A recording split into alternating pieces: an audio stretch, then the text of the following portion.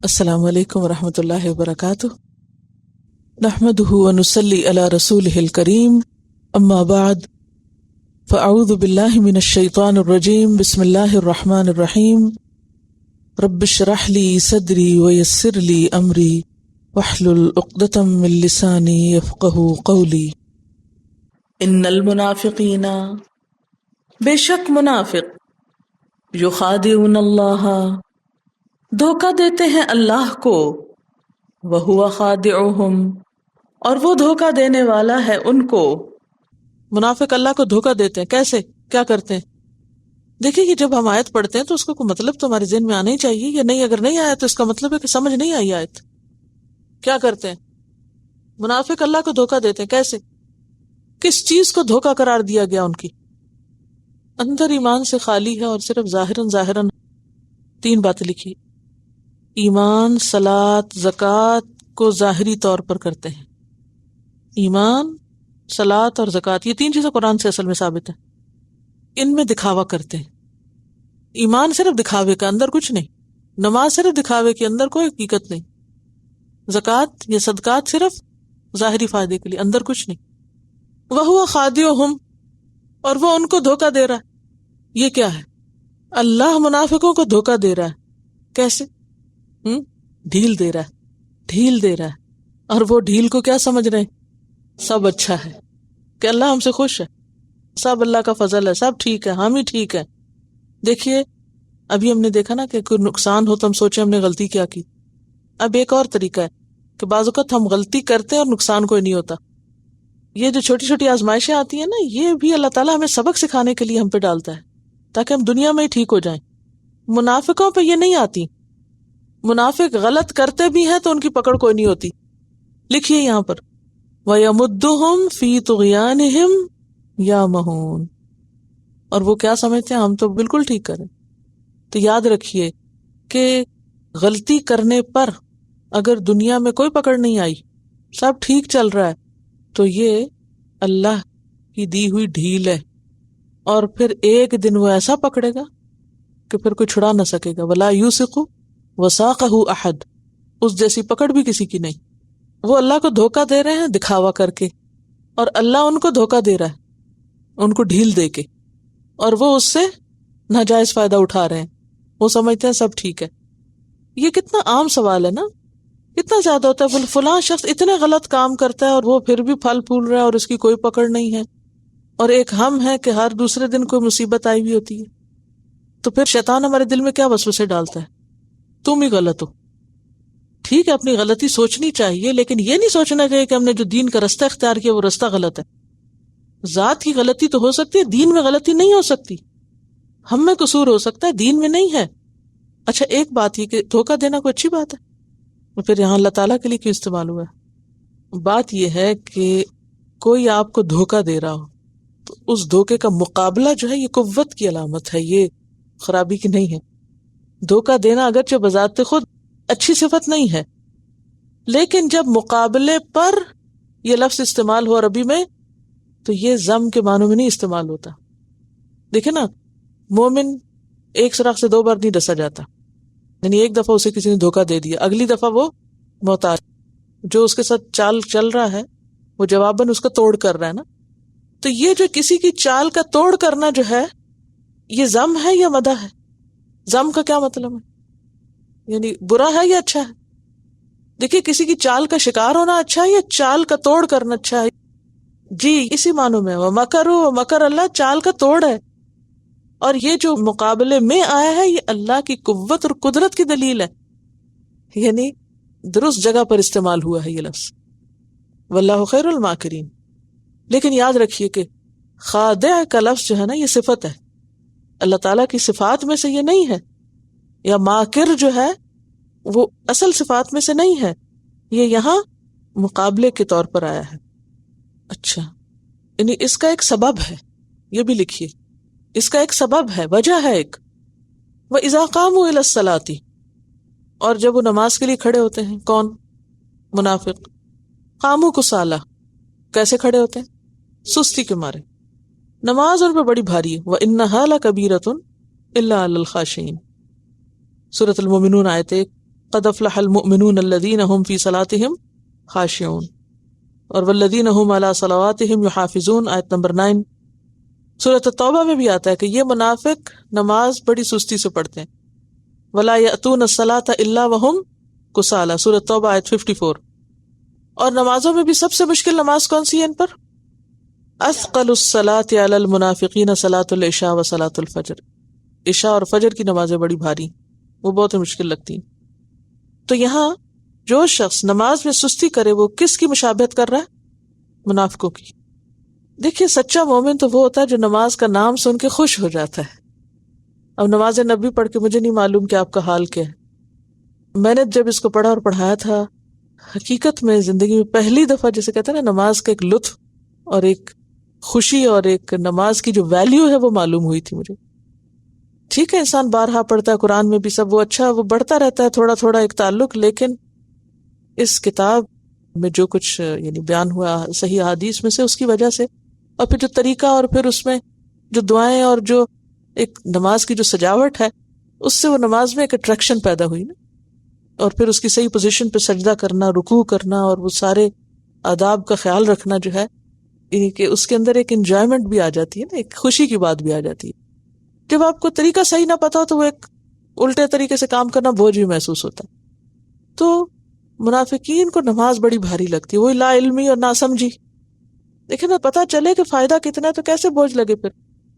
جعلت قرۃ عینی فی الصلاۃ، اور وہ واقعہ جو شروع میں ہی آتا ہے کتاب کے کہ جس میں ایک شخص شہید ہوا اور ایک جو بعد میں فوت ہوا، اور نمازوں کی کثرت کی وجہ سے اس کا مقام کہیں اور تھا، یعنی شہید سے بھی بلند تھا، جنت میں پہلے چلا گیا۔ کتنی ہلانے والی چونکانے والی چیز ہے نا کہ ہم عام طور پر نماز کو بوجھ سمجھتے ہیں، لیکن سچا مومن کون ہوتا ہے کہ جو نماز کا نام سن کے خوش ہو۔ کیوں؟ اللہ سے ملاقات کا وقت آ گیا ہے، دوست سے ملاقات کا وقت ہے۔ اب آپ دیکھیں اگر آپ کسی کو دوست کہتے ہیں اور اس کی ملاقات آپ کو اچھی نہیں لگتی، ملاقات کا آپ کو کوئی شوق نہیں، تو کیا دوستی؟ کوئی دوستی نہیں۔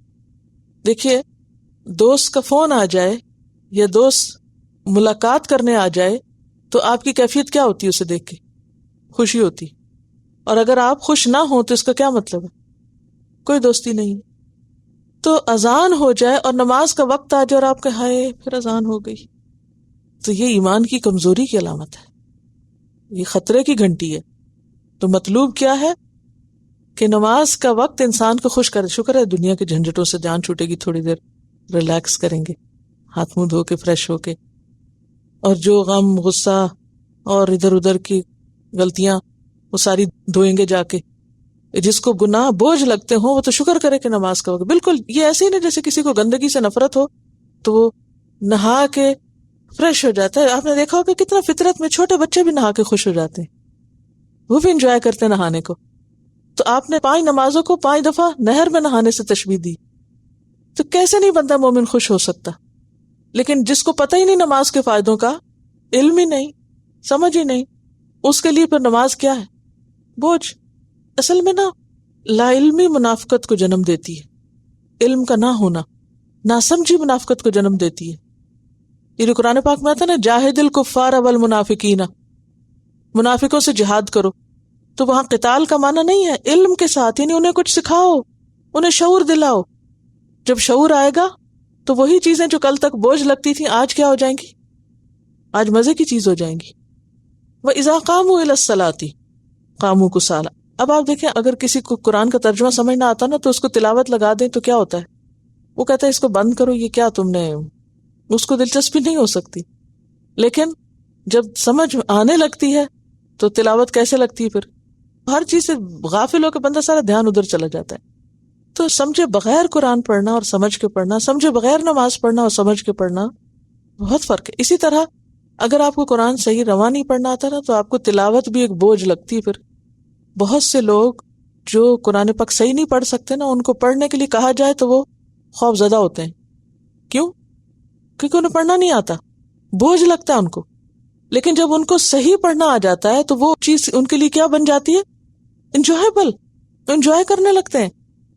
اب دیکھیں بالکل جیسے بچے ہوتے ہیں نا، جس بچے کو ریڈنگ سے کوئی دلچسپی نہ ہو تو اس کو ایک کاغذ بھی آپ کہیں نا یہ پڑھو تو اس کے لیے قیامت ہوتی ہے کہ اچھا یہ سارا پڑھوں کہ آدھا پڑھ لوں. اور جن بچوں کو پڑھنے کا شوق ہوتا ہے، جن کی ریڈنگ تیز ہوتی ہے، ان کو کیا ہوتا ہے، وہ تو خود ڈھونڈ ڈھونڈ کے پڑھتے رہتے ہیں. تو یہ فرق ہوتا ہے پڑھے لکھے اور ان پڑھ ہونے میں، جاننے اور نہ جاننے میں. جاننے والے اور نہ جاننے والے برابر نہیں ہوتے. تو جاننا جو ہے وہ ایک پیٹرول یا فیول مہیا کرتا ہے آپ کو آگے بڑھنے کے لیے.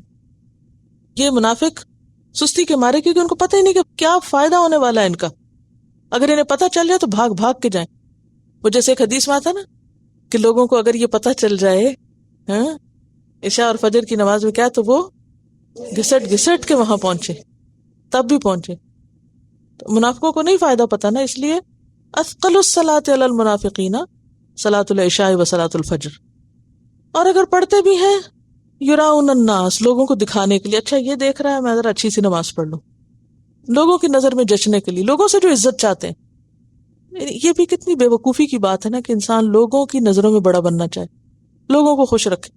کتنی حقیر منزل ہے، کتنی چھوٹی سوچ ہے، کتنا چھوٹا ٹارگٹ ہے کہ انسان لوگوں کی نظر میں بڑا بننے کے لیے کوئی کام کرے، اور ہو سکتا ہے لوگ توجہ بھی نہ کریں کہ کیا کیا کسی نے.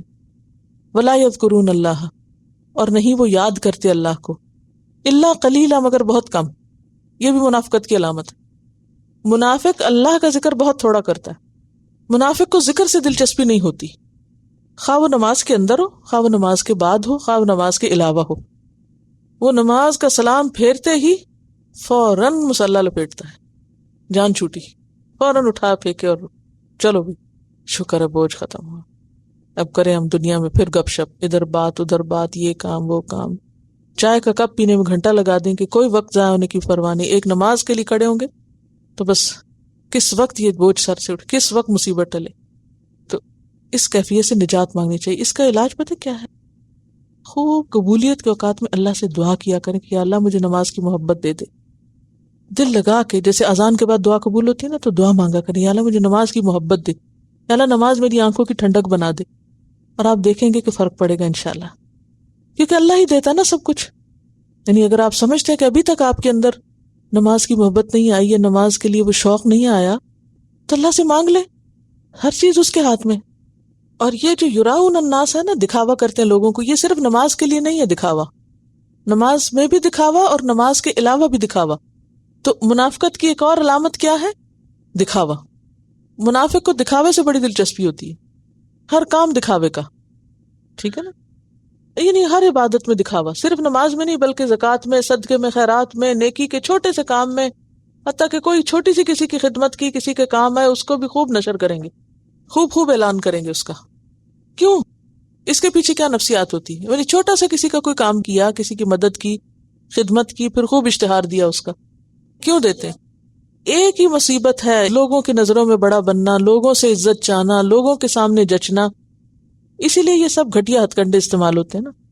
جس کو پتا میرا رب دیکھ رہا ہے، اس کا دل تو بہت بڑا ہوتا ہے، کوئی اپریشیٹ کرے یا نہ کرے اسے تو فکر نہیں ہوتی. مذبذبین بین ذالک، یہ جو مذبذب ہے نا، یہ لفظ زب سے نکلا ہے، ربائی ہے. ذال بے کا مطلب ہوتا ہے دھکے دینا. زب کیا معنی ہے؟ دھکے دینا. اور مذبذب وہ ہوتا ہے جس کو دونوں طرف سے دھکے پڑے، یعنی بال کی طرح، جدھر جائے وہی ٹھکرا دے، نہ ادھر کا نہ ادھر کا. یہ ہے مذبذب، یعنی اس لفظ کی اصل. تو مذبذبین یعنی ویور کرتے، ویورنگ بٹوین دیم، مومنوں اور کافروں کے بیچ میں. مومن ان کو اپنا نہیں سمجھتے اور کافر ان کو اپنا نہیں سمجھتے. اور یہ بھی کبھی ادھر عزت لینے جاتے ہیں، کبھی ادھر جاتے ہیں، کبھی ان سے دوستی کرتے ہیں، کبھی ان سے کرتے ہیں، کبھی ان کو سلام کرتے ہیں، کبھی ان کو کرتے ہیں، کیونکہ ہر طرف سے جو فائدہ چاہتے ہیں. تو مذبذبین بین ذالک، لا الہ ہؤلاء ولا الہ ہؤلاء، نہ ان کی طرف کے نہ ان کی طرف کے، نہ ان کے سچے نہ ان کے سچے. نتیجتاً نہ وہ ان کو اپنا سمجھتے اور نہ یہ ان کو اپنا سمجھتے ہیں. یہ جو ٹو فیس شخص ہوتا ہے نا، دو رخا شخص، وہ پہچانا بھی جاتا ہے اور وہ کسی کا بھی نہیں ہوتا، وہ صرف اپنا ہوتا ہے. ڈبل فیس شخص کس کا ہوتا ہے؟ صرف اپنا ہوتا ہے، اس کو صرف اپنے مفاد سے غرض ہوتی. تو آپ خود سوچیں کہ جو شخص صرف اپنا ہی ہو، کسی کا نہ ہو، تو اس کا کون ہوگا؟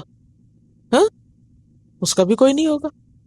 حل جزاء الاحسان الا الاحسان، احسان کا بدلہ احسان ہوتا ہے، خود غرضی کا بدلہ تو پھر ایسا ہی ہوتا ہے. وَمَن يُضْلِلِ اللَّهُ، اور جس کو اللہ بھٹکا دے، فَلَن تَجِدَ لَهُ سَبِيلًا، تو تم اس کے لیے کوئی رستہ نہ پاؤ گے. کیا مطلب اس کا؟ ہدایت اللہ کی طرف سے آتی، یہ ہدایت چاہتے ہی نہیں ہے، یہ تو دنیا کے پیچھے بھاگ رہے ہیں، کبھی ادھر کبھی ادھر. وَمَن لَّمْ يَجْعَلِ اللَّهُ لَهُ نُورًا فَمَا لَهُ مِن نُور، جس کے لیے اللہ نور نہ بنائے اسے کہیں سے نور نہیں ملتا. حدیث میں آتا ہے، بخاری کی روایت ہے، تم قیامت کے دن اللہ کے ہاں بدترین شخص اس کو دیکھو گے جو دو رخا ہو، دو چہروں والا. ان کے پاس آئے تو ان کی سی باتیں کرے، اور ان کے پاس جائے تو ان کی سی بات کرے. دو چہروں والا، جیسا دیس ویسا بھیس، جہاں جائے ویسا ہی بن جائے، اور نہ اپنا کوئی اصول ہے اور نہ ہی اپنی کوئی فرم سٹینڈنگ ہے. وہ ہوا کے رخ پہ اڑ رہا ہے. ہوا میں کون سی چیزیں اڑتی، پانی پہ کون سی چیزیں بہتی، ہلکی. وزن تو ایمان سے ہوتا ہے نا، جس کا ایمان نہیں وہ بے وزن ہے، بے اصول، اس کو تو پھر ٹھوکریں پڑنی ہی ہے نا، مذبذب ہونا ہی ہے اس کو. تو بنیادی طور پر یہاں منافقین کا حال بتایا گیا ہے کہ وہ ایمان اور کفر کے بیچ میں متردد ہوتے ہیں، مومن اور کافروں کے بیچ میں مذبذب ہوتے ہیں. حدیث میں آتا ہے، صحیح مسلم کی حدیث ہے، فرمایا منافق کی حالت ایسی ہے جیسے ریوڑ سے بچھڑی ہوئی بکری. منافق کی حالت ریوڑ سے بچھڑی ہوئی بکری کی طرح ہے جو دو گلوں کے درمیان کبھی ایک کی طرف کبھی دوسرے کی طرف گھومتی ہے. کیا ڈھونڈتی کہ پتہ نہیں میں اس سے ہوں یا اس سے ہوں. اس کی کوئی آئیڈینٹی نہیں، اس کی کوئی آئیڈینٹی نہیں، کوئی اس کو اون نہیں کرتا، کیونکہ نہ ایمان ہے کہ اللہ کی مدد کا مستحق بنے، اور نہ ہی پورا کافر ہے کہ کافروں کی پناہ میں آئے. کیونکہ اللہ کی مدد کے لیے کیا ضروری ہوتا ہے؟ اللہ پر پکا ایمان، اخلاص. اب دیکھیے کہ صحابہ کرام کے سامنے جب نبی صلی اللہ علیہ وسلم کوئی بھی بات رکھتے تھے نا، تو وہ یہ نہیں کہتے تھے اچھا یہ بتائیں یہ فرض ہے، یہ کرنا ہے ہمیں نہیں کرنا. جب کہا جاتا یہ کر لو تو کر لیتے تھے. آج ہمارا حال کیا ہے؟ قرآن کا کوئی حکم آئے، یہ اس دور کے لیے ہے یا اس زمانے میں بھی ہوگا یا پہلے زمانے کے لیے تھا، یہ مدینہ کے لیے تھا یا یہ آج کے دور میں بھی چلے گا، تردد شک. بھئی اللہ کا حکم ہے، یا ایھا الذین آمنوا کہا گیا تو آپ ہو کہ نہیں ایمان والے؟ اگر ہو تو کرو، فرق کس بات کا کرتے ہو؟ پھر فرمایا یا ایھا الذین آمنوا، اے لوگو جو ایمان لائے ہو، لا تتخذوا الکافرین اولیاء، نہ بناؤ کافروں کو دوست، من دون المومنین، مومنوں کو چھوڑ کر. اتریدون ان تجعلوا اللہ علیکم سلطانا مبینا، کیا تم چاہتے ہو کہ بنا دو اللہ کے لیے اپنے خلاف واضح دلیل؟ یہاں پر اولیاء بنانے سے منع کیا جا رہا ہے مومنوں کے سوا. اولیاء کس کو کہتے ہیں؟ دلی دوست، ہمراز. تو یہ کیوں منع کیا جا رہا ہے کہ ہمراز نہ بناؤ مومنوں کے سوا دوسروں کو؟ پیچھے وجہ بتا دی گئی کہ وہ تمہارے نقصان میں کمی نہیں کریں گے. ہر معاملے میں ایسا ہی ہوتا ہے. اور پھر نہ خدا ہی ملا نہ وصال سنہ، اللہ کو بھی تمہارے خلاف حجت ملے گی تمہیں سزا دینے کے لیے. ان المنافقین فی الدرک الاسفل من النار، بے شک منافق جہنم کے سب سے نچلے گڑھے میں ہوں گے. ولن تجد لہم نصیرا، اور تم ان کے لیے ہرگز کوئی مددگار نہ پاؤ گے. درک کس کو کہتے ہیں؟ ایک ہوتا درج اور ایک ہوتا درک. درج ہوتا ہے سیڑھی اوپر جانے کے لیے ہوتی ہے، اور درک پانی میں اترنے کو، گہرائی میں جانے کو کہتے ہیں، ڈسینڈ کرنے کو. سمندر کی جو گہرائی ہوتی ہے نا، اس کے لیے بھی لفظ سے بات ہے. ڈیپ انڈرسٹینڈنگ کسی چیز کی بھی درک کہلاتی ہے. مثال لائیے قرآن سے، وما ادراک ما ہی، پڑھا کہیں؟ نار حامیہ. ڈیپ انڈرسٹینڈنگ یعنی گہری سمجھ کے لیے آتا ہے. ادراک پرسپشن کے لیے استعمال ہوتا ہے نا، ادراک. بہرحال درک ہوتا ہے گہرائی میں اترنا. ٹھیک ہے، درک کیا ہے؟ گہرائی میں اترنا. دال رے کاف. الاسفل سین فے لام، سافل سے اسفل سافلین آپ نے بہت سنا ہوگا، پست اور حقیر، اعلیٰ کی ضد. من النار آگ میں سے. تو درک الاسفل سب سے نچلا درجہ جس کے بعد کوئی اور درجہ نہیں. تہ، ٹھیک ہے، سمندر کی تہ کے لیے استعمال ہوتا ہے یہ لفظ. تو جہنم میں بھی جہنم کا جو نیچے والا حصہ ہے جس کے بعد اور کچھ نیچے نہیں، وہ درک ہے، درک الاسفل ہے. دیکھیے جہنم کے بھی درجے اور جنت کے بھی درجے ہیں. جنت کے لیے درجے استعمال ہوتا ہے، درجے، اور درجات بلند ہوتے ہیں ایک کے بعد ایک اوپر جاتے ہیں، اور درک نیچے کے لیے اندر اندر اندر گہرائی میں. ہاں؟ تو جہنم کے 7 درجے ہیں: جہنم، لظا، حطمہ، سعیر، سقر، جہیم اور ہاویہ. ہاویہ، ہاویہ کیا ہے؟ سب سے نچلا گڑھا. منافق سب سے نیچے والے گڑھے میں ہوں گے. کیوں؟ لویسٹ ڈیپتھ، بند. کبھی آپ تصور میں لائیں سمندر کی گہرائی میں اترنے کو. ایک میں نے آپ کو بہت پہلے بات کہی تھی کہ سمندر کے بارے میں ضرور کچھ پڑھیں، ضرور کچھ دیکھیں، کیونکہ اس سے آپ کو بہت سی باتیں سمجھ میں آئیں گی. اگر آپ نے کوئی ایسی چیز دیکھی ہو، کوئی بھی ایسے شارٹس جس میں سمندر کی گہرائیوں کا ذکر ہو اور اس کے لوئسٹ پارٹ کا اور اس کے اندھیرے کا اور وہاں جو مخلوق ہے اس کا، تو آپ یقین کریں کہ صرف سوچ کے بھی نا دل گھبراتا ہے. آپ میں سے بھی کسی نے سمندر کی ایسی حصے کی تصویریں کہیں سے نکال کے پرنٹ کر کے مجھے دی ہیں اور پوری ڈسکرپشن لکھی ہے. بہت ہی اچھا پروجیکٹ کیا کسی نے. تو آپ حیران ہوں گے کہ کیسی کیسی مخلوق وہاں پر بستی ہے جو اس کی کبھی آپ نے پہلے شکل نہ دیکھی. ان میں سے بعض تصویریں ایسی جو میں نے خود پہلی دفعہ ایسے کریچرز دیکھیں. تو بات یہ ہے کہ دنیا میں بھی اللہ تعالیٰ نے یہ ایسی چیزیں رکھی ہیں کہ جو ہمارے لیے جہنم کا تصور کرنے میں بھی آسانی ہو کہ وہ نچلا گڑھا چیز کیا ہوگی. اور بات یہ ہے کہ یہ منافقوں کی جگہ ہے، کیونکہ منافق اپنے گھٹیا طرز عمل کی وجہ سے اسفل سافلین ہے، انتہائی بد اخلاق اور بد کردار لوگ جو لوئسٹ لیول پر ہے نا. لوئسٹ لیول انسان کا کیا ہوتا ہے؟ مفاد پرستی، صرف خواہشات کے لیے جینا، بلند مقاصد کے لیے نہیں جینا. دیکھیں 2 طرح کا جینا ہوتا ہے. ایک اپنی ذات کے لیے جینا، فائدوں کے لیے جینا، دنیا کا حرص، لالچ، فائدہ فائدہ، اس سے بھی سمیٹوں، اس سے نکالوں، اس سے حاصل کروں، اس سے چھینوں، اس سے جھپٹوں. نہ خون کے رشتوں کا احساس اور نہ ہی کسی دوستی کا، نہ کسی اور تعلق کا. اس کی نظر ایک کتے کی سی نظر جو ہر وقت صرف لالچ کی نظر ہے اور صرف فائدے کی نظر ہے. قرآن میں اس کی مثال کتے سے دی گئی اس لیے. تو وہ صرف دنیا کے حقیر فائدوں کے لیے جیتا اور وہ نہیں پرواہ کرتا حرام کی، نہ حلال کی، نہ جائز کی، نہ جائز کی، کسی پہ ظلم ہو رہا ہے یا نہیں ہو رہا، کیا ہے اور کیا نہیں. اس کو صرف اس سے ہے کہ میرا فائدہ، میرا مطلب، میرا مفاد، میری غرض کس سے پوری ہوتی ہے. بس مجھے اس سے غرض ہے کہ میں اور میرا فائدہ اور میری مرضی اور میری خوشی اور میری ذات اور میری بادشاہت، بس اس سے آگے کچھ نہیں. اور دوسرا انسان جیتا ہے مقاصد کے لیے. وہ ذات کے لیے نہیں جیتا، وہ بندوں کے لیے جیتا ہے، وہ اعلیٰ مقاصد کے لیے جیتا ہے، وہ دنیا کے لیے نہیں جیتا، وہ آخرت کو منزل بنا کے جیتا ہے. یہ 2 مختلف شخصیتیں ہو جاتی ہیں. جو منافقت ہے، جو دنیا کے لیے جینا ہے اور صرف دنیا کی محبت میں، یہ انسان کے اندر نچلا پن پیدا کرتا ہے. نچلا پن کیا ہوتا ہے؟ گھٹیا پن، سفلی جذبات جس کو کہتے ہیں نا. اور اس کا نتیجہ کیا ہوتا ہے؟ جب دنیا میں وہ گھٹیا پر راضی ہے تو آخرت میں بھی گھٹیا ترین انجام ہے. اور جو دنیا میں مقاصد کے لیے جیتا، اس نے اپنی زندگی کا مقصد صرف کھانا پینا اور صرف سفلی جذبات کی تکمیل نہیں رکھا، بلکہ اس سے آگے وہ سوچتا ہے، اور وہ صرف اپنے لیے نہیں سوچتا، وہ اوروں کی بھی بھلائی کے لیے سوچتا ہے. لازماً وہاں سیکریفائسز ہوں گی، قربانیاں ہوں گی، اور پھر اوپر جانے کے لیے مشقتیں ہوں گی. وہ مشقت والی زندگی ہوگی تو انجام بھی دونوں کا فرق ہوگا. تو ہم سب کو یہ سوچنا چاہیے کہ ہم کس درجے پہ جی رہے ہیں. اللہ نے انسان کو ساری مخلوق سے جو افضل بنایا ہے وہ کس لیے بنایا ہے؟ کہ وہ صرف خود غرض ہو کے جیے. کہتے نا اپنے لیے جیے تو کیا جیے؟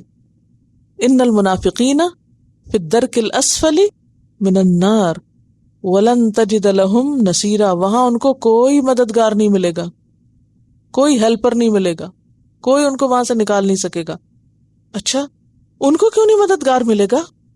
وجہ، جو اپنے لیے جیتا ہے نا پھر اس کا کوئی مددگار نہیں ہوتا. دنیا میں بھی نہیں ہوتا نا، اعمال بھی نہیں، ظاہر ہے. الا الذین تابوا، ہاں نجات کی صورت ہے، اور وہ کیا ہے؟ توبہ، مگر وہ جو توبہ کر لیں۔ توبہ کیا ہوتی ہے؟ پلٹ آئیں، چھوڑیں ان گھٹیا چیزوں کو، اٹھیں اور کسی اور مقصد کے لیے جئیں۔ وَأَصْلَحُوا، اور اصلاح کر لیں۔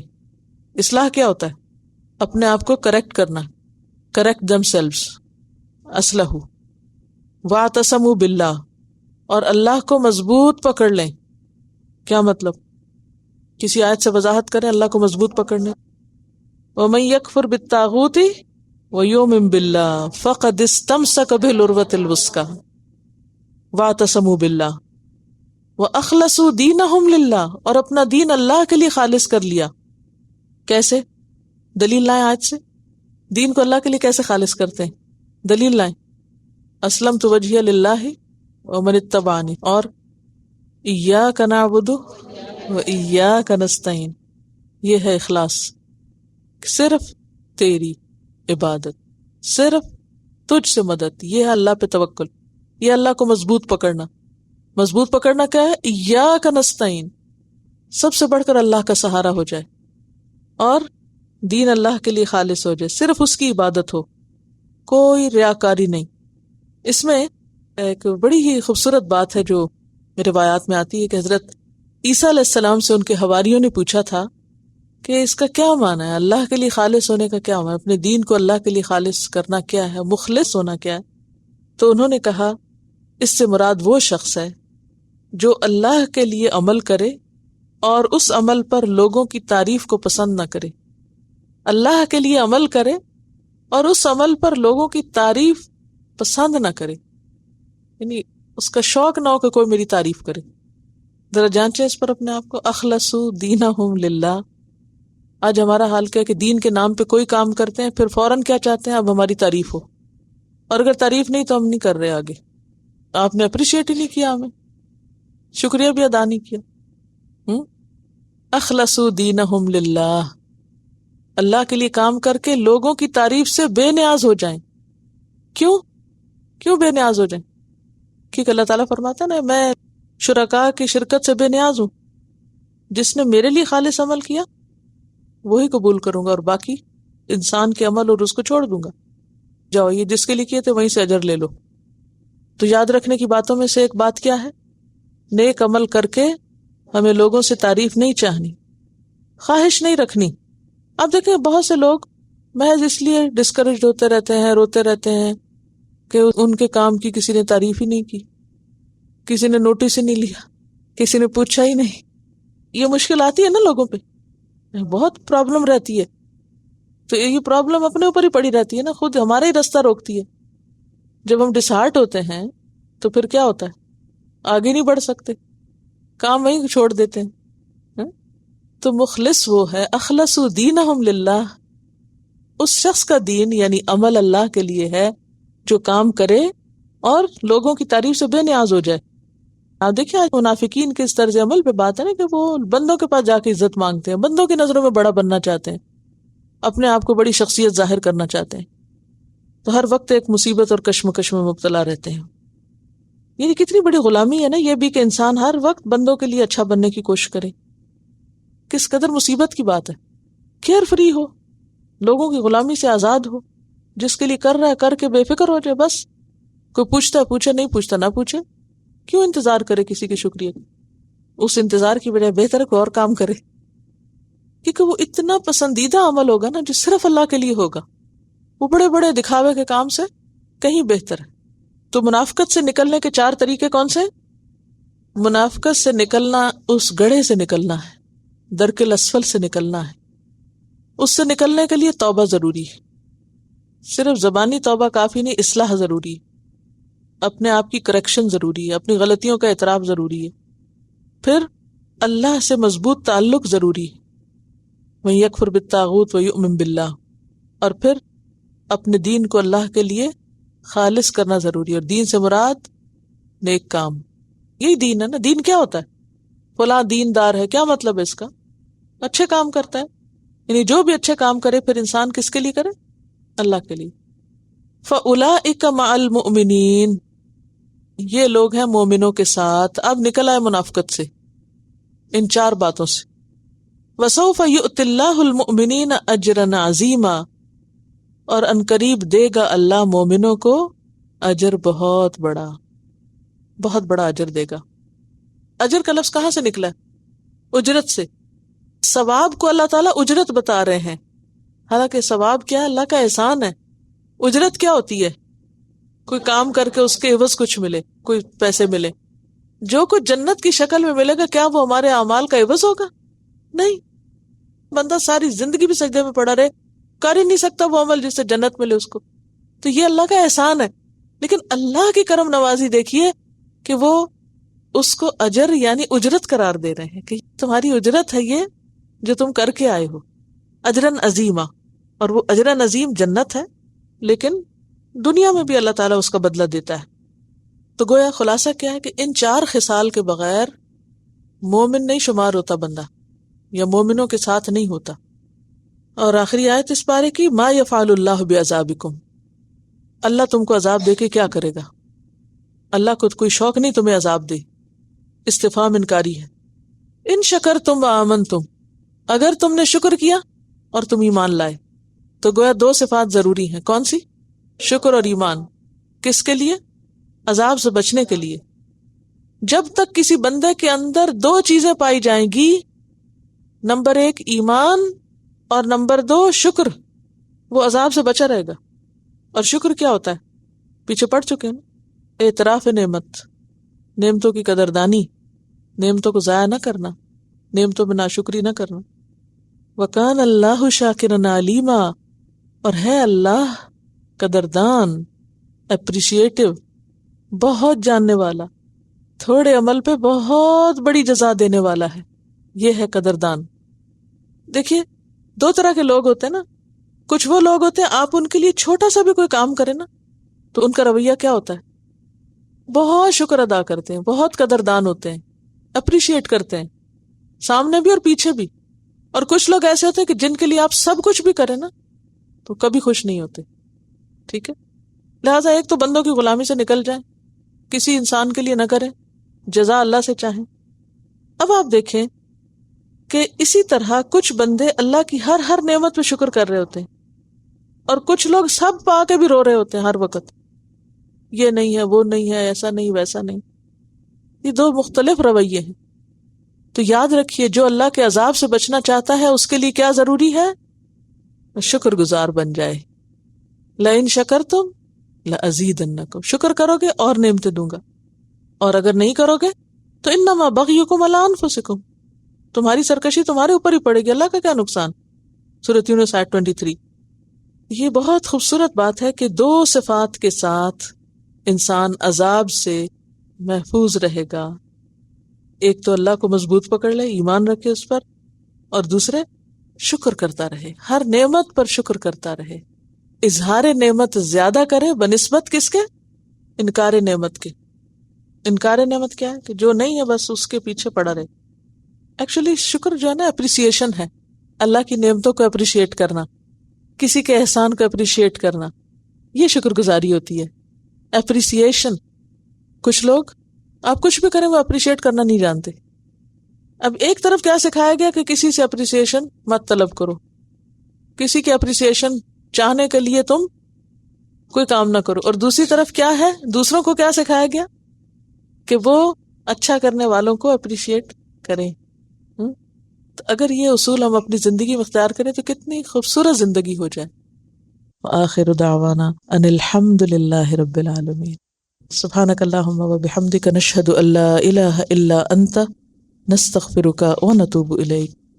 السلام علیکم ورحمۃ اللہ وبرکاتہ۔